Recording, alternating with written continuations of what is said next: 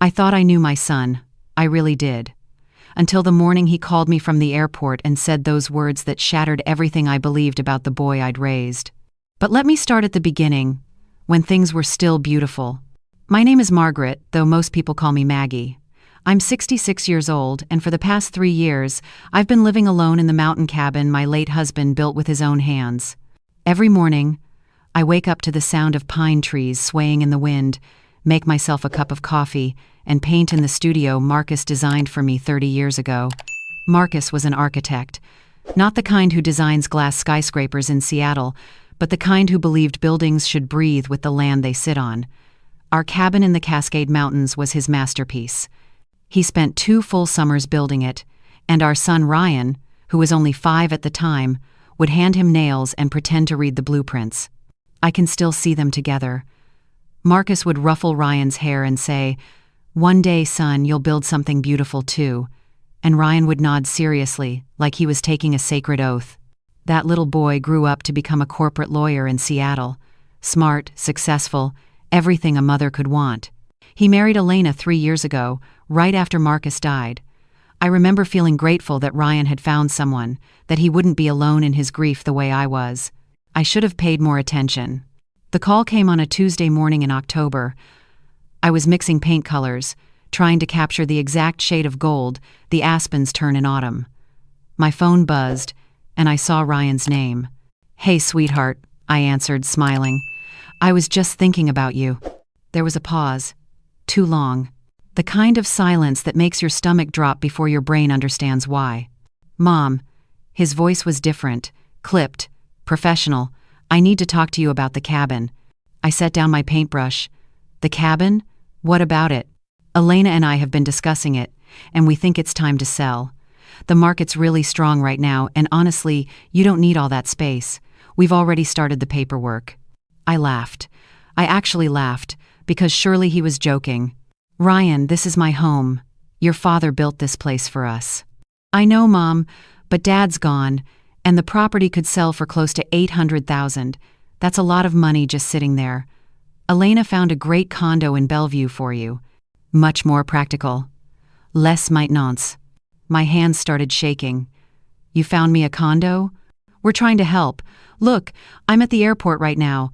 Elena and I are flying to Switzerland for her business meetings. We'll be gone 2 weeks. I've already signed the listing agreement. The realtor will be in touch." "Ryan, you can't sell my house." "It's not just your house, Mom, it's family property. Dad left it to all of us. I'm family too, right? So I get a say. And honestly, 1/3 of $800,000 will help you live comfortably." "That's fair, isn't it?" 1/3? He was offering me 1/3 of my own home? "When did you start thinking like this?" I whispered. "I have to go. They're calling my flight. We'll talk when I get back. Love you." Click. I stood there in my studio, phone still pressed to my ear, paint drying on my brush. Through the window I could see the deck Marcus had built, the one where we'd watched Ryan take his first steps. The bedroom where I'd rocked my son to sleep every night for years. The kitchen where we'd made pancakes every Sunday morning. Ryan wanted to sell it. To strangers. For money. I thought about calling him back, but what would I say? Instead, I did what I always do when the world stops making sense. I painted. I painted until my hands cramped and the light faded, and I realized I'd been crying without knowing it. That night I couldn't sleep. I kept replaying the conversation, searching for the moment I'd failed as a mother. Where had that sweet little boy gone? The one who'd cried when we found a baby bird with a broken wing, who'd insisted we nurse it back to health in a shoebox. When did he become someone who'd sell his mother's home without asking? The next morning, I drove into town to see Sarah, my best friend for 40 years. She took one look at my face and put the kettle on. "He can't really do this, can he?" I asked, wrapping my hands around the mug of tea she gave me. "I mean, the cabin is mine. Marcus left it to me." Sarah's face was gentle but worried. "Did you read the will carefully, Maggie? Sometimes these things are more complicated than we think." I hadn't.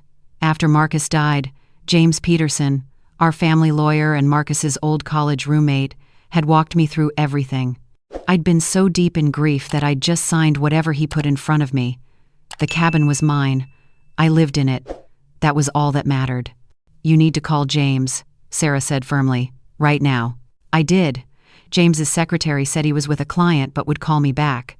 I spent the rest of the day pacing, jumping every time my phone buzzed. It was almost 6 when he finally called. Maggie, I heard about Ryan's plans. I need you to come to my office tomorrow morning. There are some things we need to discuss. Can't you just tell me now? Can Ryan really sell the cabin? There was a heavy sigh. It's complicated. Just come in tomorrow, 9 a.m. That night was even worse than the first. I lay in bed, staring at shadows on the ceiling, listening to the house creak and settle. This cabin held every good memory I had. Marcus proposing to me right there on the deck. Ryan's kindergarten drawings still stuck to the studio wall with yellowing tape. The pencil marks on the kitchen doorframe tracking Ryan's height, year after year. I couldn't lose this. I wouldn't survive it. The next morning, I was sitting in James's office at 8:45.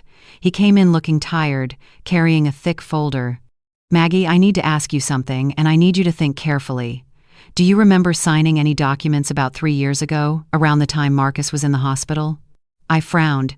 He was in and out for weeks before. There were so many papers, insurance forms, hospital consent forms. Why?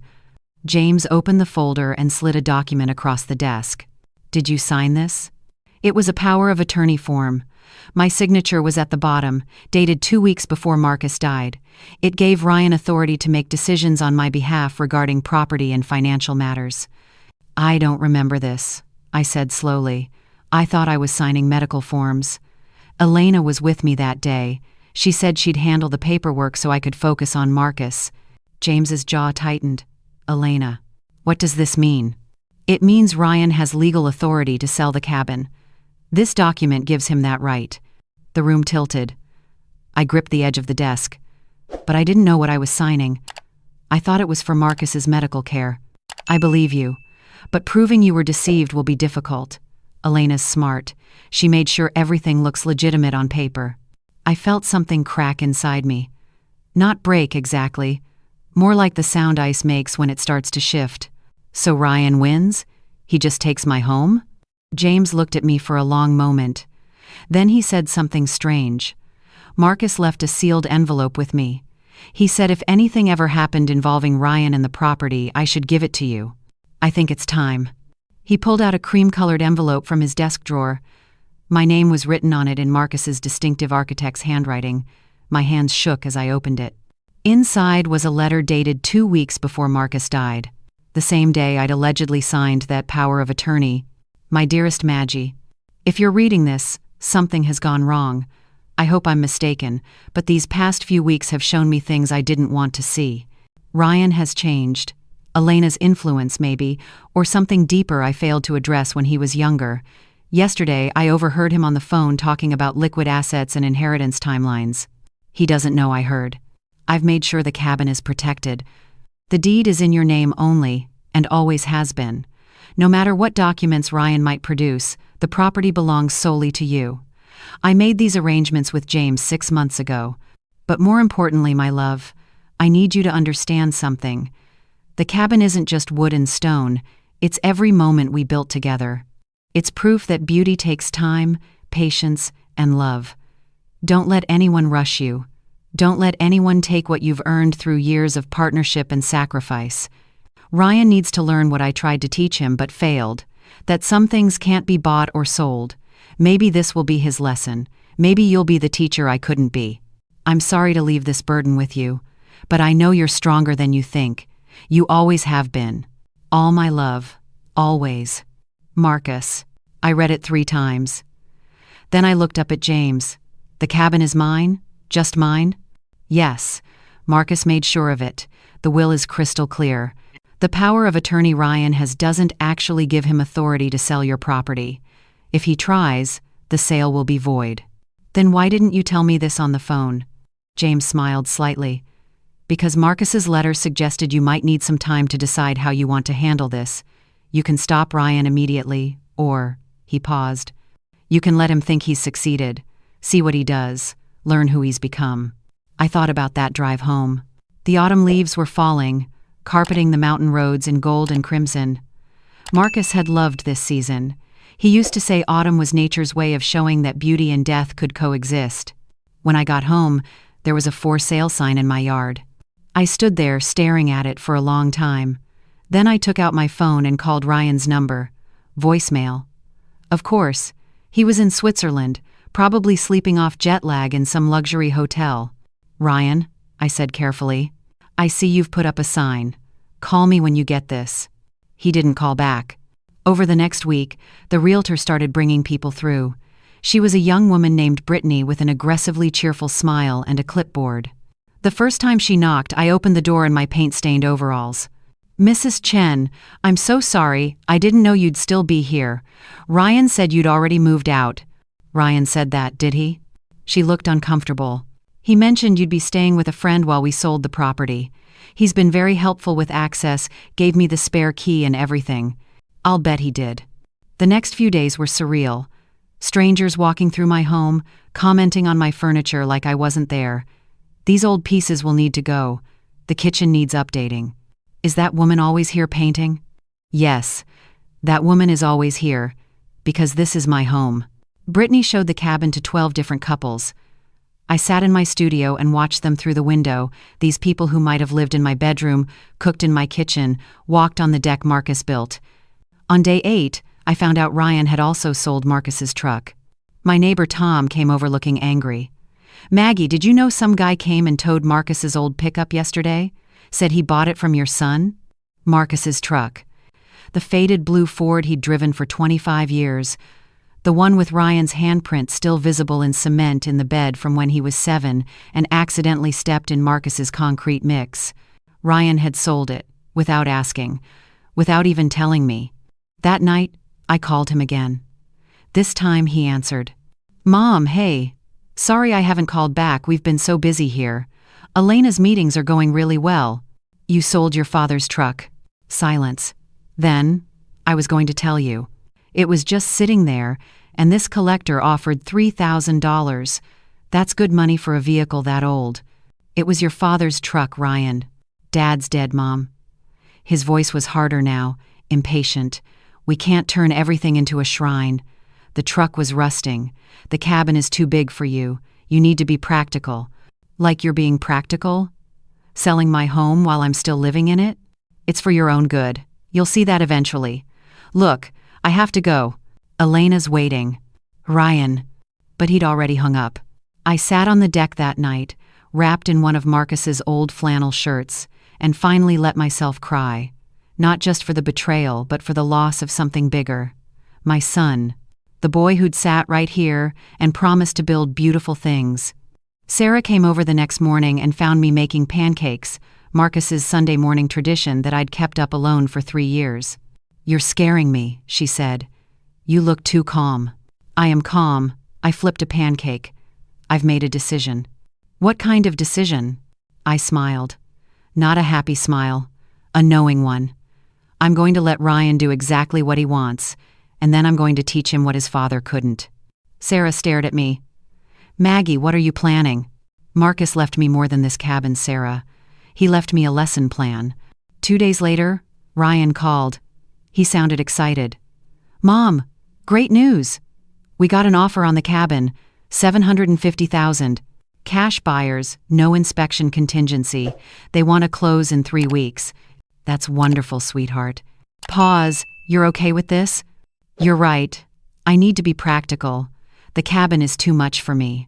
I've been thinking about that condo in Bellevue you mentioned." "Really?" He sounded surprised, maybe even disappointed that I wasn't fighting. That's great, Mom. Really mature of you." Mature. Like I was a child who'd finally learned to share. "When do you get back from Switzerland?" I asked. "We extended the trip. Elena's business is booming. We'll be back the day of closing. You'll have your check then, $250,000. That'll set you up nicely." A third of $750,000. He wasn't even giving me half. "I'll look forward to it," I said sweetly. "Have fun in Switzerland." After I hung up, I called James.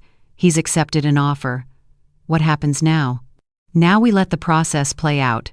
When they get to closing and run the title check, they'll discover Ryan doesn't have authority to sell. The deal will collapse. But Maggie, you need to prepare yourself. Ryan is going to be furious. There will be legal consequences for him. I know. And Elena? What about her? The forged power of attorney? That's fraud. If we pursue it, she could face criminal charges. I thought about that.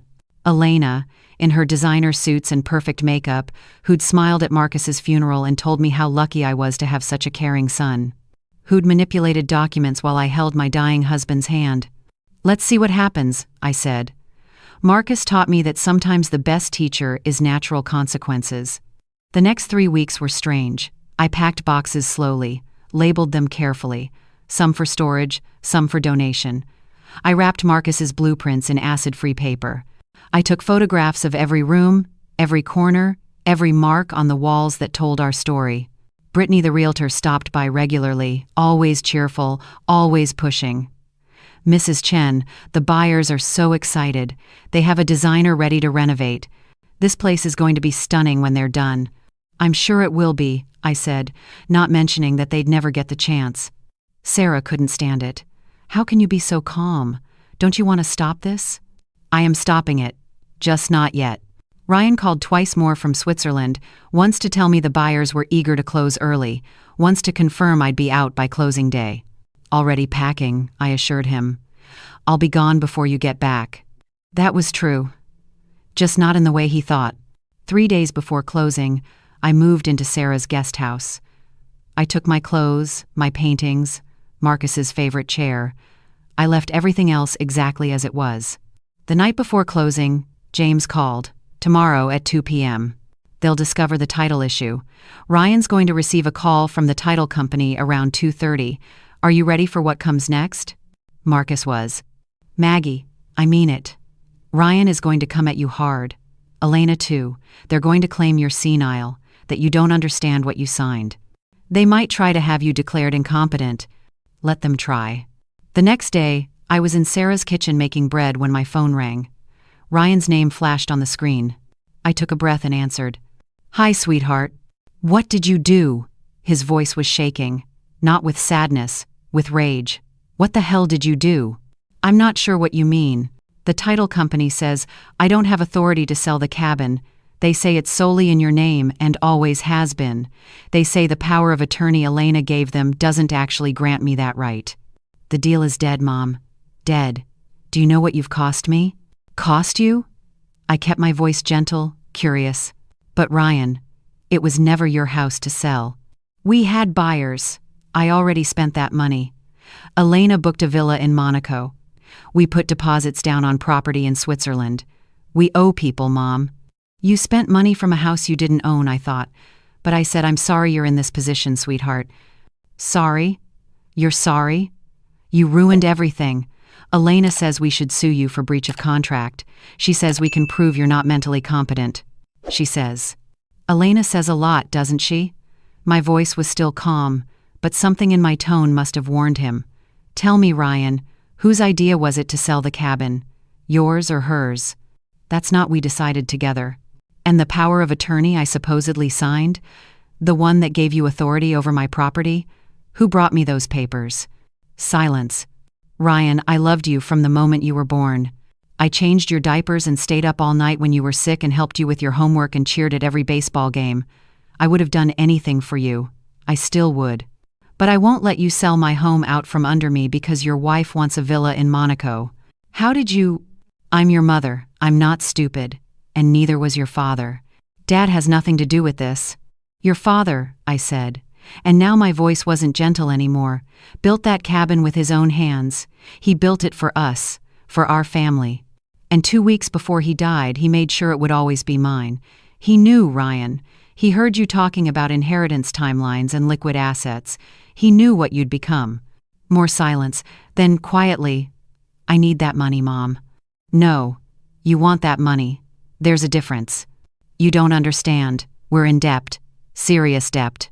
If we don't pay people back, then you'll face consequences for spending money you didn't have. Welcome to adulthood, sweetheart. He made a sound between a laugh and a sob. You're really going to let us lose everything? You lost it yourself when you decided your mother's home was just an asset to liquidate. I hung up. My hands were shaking, but I felt something I hadn't felt in weeks. clear, strong. Like Marcus was standing right behind me, hand on my shoulder, saying, "That's my girl." The next few weeks were ugly. Elena called screaming about lawsuits. Ryan sent angry texts at all hours.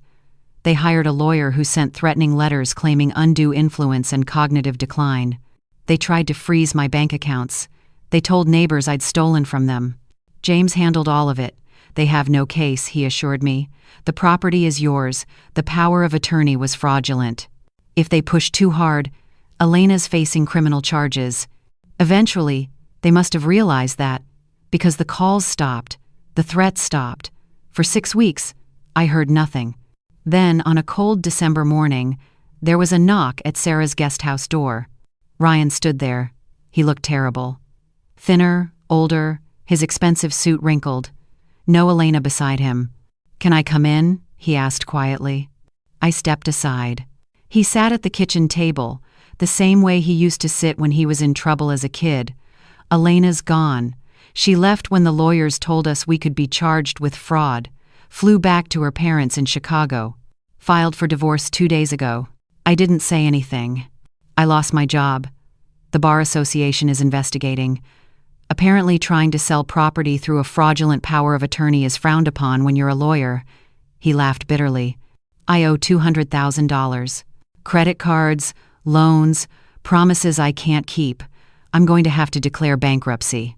"I'm sorry," I said, and I meant it. "Are you?" He looked up at me, and for a second I saw my little boy again, scared and hurt.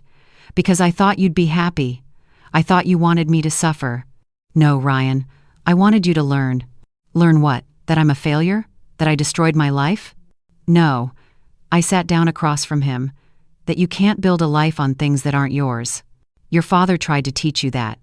He built the cabin from the ground up. Every nail, every board. He showed you what it meant to create something with your own hands. But somewhere along the way, you started thinking success meant taking shortcuts, using other people, selling things that didn't belong to you." He put his head in his hands. "I don't know how to fix this." "Then start at the beginning. Build something yourself." "With what? I have nothing." I stood up and pulled an envelope from my drawer. Inside was a check and a set of keys. "What's this?" he asked. "The check is for $5,000. That's 1 month's rent for a studio apartment in Bellingham. The keys are to your father's architecture office." Ryan stared at me. "Dad's office? I thought you closed it." "I did, 3 years ago. But the lease was paid through the end of this year, and all his equipment is still there. His drafting table, his computer, his reference books. I kept thinking I'd have to clean it out eventually." "Mom, I'm not an architect." "No. But you're a smart man who needs to learn what honest work feels like. Your father had contracts for 3 projects when he died. Small residential jobs. I've kept in touch with those clients. They're willing to wait if you're willing to learn. I've also contacted Samuel Torres. He was Dad's apprentice before he started his own firm. He's agreed to supervise you. You'll work under his license while you take architecture classes." Ryan was shaking his head. "I can't. I'm a lawyer, not." "You were a lawyer. Right now, you're a man who needs to rebuild his life. This is how you do it. Why would you help me after what I did?" I reached across the table and took his hand. "Because your father left me a letter. He said maybe you'd need a teacher, that maybe this would be your lesson." "What lesson?" "That love means teaching people what they need to know, even when it's hard, especially when it's hard. Your father loved you enough to protect me from you. Now I love you enough to give you a chance to become who you were meant to be."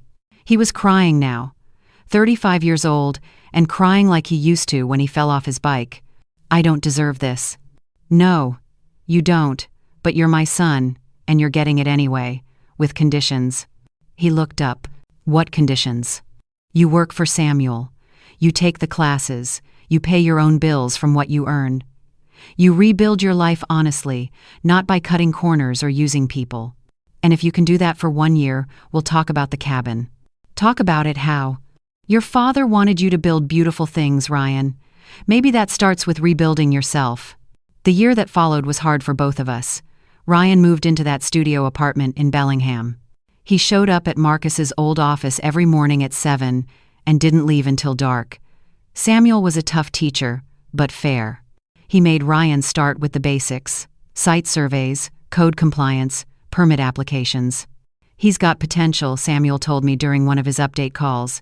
"Raw, but it's there, your husband would see it." I went back to living in the cabin, but it felt different now, lighter somehow, like Marcus's ghost was finally resting easy. 6 months in, Ryan came to visit. He looked better, healthier. His clothes were from Target instead of Nordstrom, but they were clean, and he wore them with something that looked like dignity. "I finished my first project," he said, spreading blueprints on the kitchen table. "A garage conversion for a retired couple. Nothing fancy, but they cried when they saw the finished space." I looked at the drawings. They weren't as elegant as Marcus's work, but they were honest, practical, made with care. "Your father would be proud." I keep thinking about him, about all the times he tried to show me this stuff and I wasn't interested. I wanted to make money, be important. I didn't understand that building something that matters is what makes you important. "You understand now." "I'm trying to." He rolled up the blueprints. "I'm also taking an ethics course, for when I try to get my bar license back, if they'll even consider it." "Will you go back to law?" "I don't know. Right now I'm just trying to be someone I can respect." He came for dinner after that, once a month. We didn't talk about Elena or the cabin sale or any of it. We talked about his projects, about architecture, about Marcus. Slowly, we built something new from the ruins of what we'd lost. 1 year and 2 weeks after Ryan had showed up at Sarah's door, he came to the cabin on a Sunday morning. He brought coffee from the place Marcus used to love in town. "I did it, Mom. 1 year. Everything you asked." "I know. Samuel's been keeping me updated." "So what now?" I handed him a folder. "Open it." Inside were document. Legal document. "What is this?" "Your father wanted you to build beautiful things, so I'm giving you the chance. I'm donating the cabin and the 5 acres around it to a nonprofit. We're going to turn it into an artist residency program. Painters, sculptors, architects, anyone who needs space and time to create. Marcus would love that." Ryan looked confused. "But what about you?" "I'll stay here, obviously. I'll run the program. But here's the thing, sweetheart. I need someone to design the additional studio spaces. Someone to oversee the renovation of the barn into housing for residents. Someone who understands what this place means and can help it become what it needs to be." "You want me to design it?" "I want you to build it. With your own hands, like your father did. You'll be paid, of course. Standard architect's fee. But more importantly, you'll create something that lasts, something that gives other people what Marcus gave us." He was quiet for a long time. Then he said, "I don't get to own any of it, do I?" "No. So you're giving me work, not an inheritance." "I'm giving you purpose. Your father didn't leave you property, Ryan. He left you this moment, this choice. You can be angry about what you don't get, or grateful for what you can build." He looked around the cabin, at the deck his father built, at the studio where I painted, at the pencil marks on the doorframe that tracked his growth from age 5 to 18. "Can I see Dad's blueprints? The original designs for this place?" I brought them out. We spread them across the table, and for the first time in years I saw my son really see something. Not what it was worth, but what it meant. "He was really good," Ryan said quietly. "Yes, he was. I'll never be as good as him." "You don't have to be. You just have to be honest. That's what he wanted to teach you." Ryan picked up one of the blueprints, holding it carefully, like it was precious. "Where do we start?" "With the barn. It needs a new foundation, new roof. I'm thinking we can create spaces for 6 resident artists." "That's ambitious." "Your father taught me to dream big and build carefully." He smiled, really smiled, for the first time in a year. "When do we start?" "How about tomorrow?" That was 6 months ago. The barn renovation is almost complete. Ryan works here 3 days a week, and honestly, watching him measure and calculate and problem solve, I see Marcus in every movement. He's even started bringing his own drafting pencils, and he sharpens them the same way his father used to.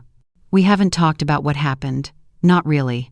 But last week, he was replacing some boards on the deck, and he found the concrete with his old handprint that we'd saved from the truck bed before it sold. "You kept it," he said. "Of course I did. You're my son. I kept all of it. The good, the bad, all of it." He set the concrete down carefully in a corner of the deck. "I'm sorry, Mom, for all of it. I don't think I've actually said that." "You've shown it. That's better. Dad knew I'd screw up, didn't he? That's why he wrote that letter. He knew you were human. He knew you'd have to learn some things the hard way, but he also knew you'd have a good teacher." I smiled. "Me." Ryan laughed. "Tough teacher. The best ones are." Now, on Sunday mornings, I make pancakes, and Ryan comes over and we plan the residency program. Our first artists arrive in the spring: a painter from California, a sculptor from Maine, a young architect from Texas who reminds me of Marcus at that age. The cabin isn't just mine anymore. It's not just ours. It's becoming what Marcus always wanted it to be: a place where beauty is built slowly, carefully, with love. And my son? He's building too. Not the life he planned, but maybe the one he was always meant to have. Last week, he brought someone to meet me, a woman named Claire who teaches woodworking at the community college. They met in his architecture class. She makes him laugh. She also called him out when he tried to mansplain joinery to her. "I like her," I told him later. "So do I. But I'm taking it slow. I'm not rushing into anything anymore." Smart boy. I learned from a good teacher. Some nights, I sit on the deck with my coffee and talk to Marcus. I tell him about Ryan's projects, about the residency program, about the future we're building on the foundation he laid. I like to think he's proud. Not of the pain it took to get here, but of what we built from it. That's the thing about beautiful things. They take time, they take patience, they take love, and sometimes they take breaking before you understand how to build them right. My son is building now. Really building. And the cabin isn't just a house anymore. It's a lesson. It's a legacy. It's proof that the best thing you can leave behind isn't property. It's purpose.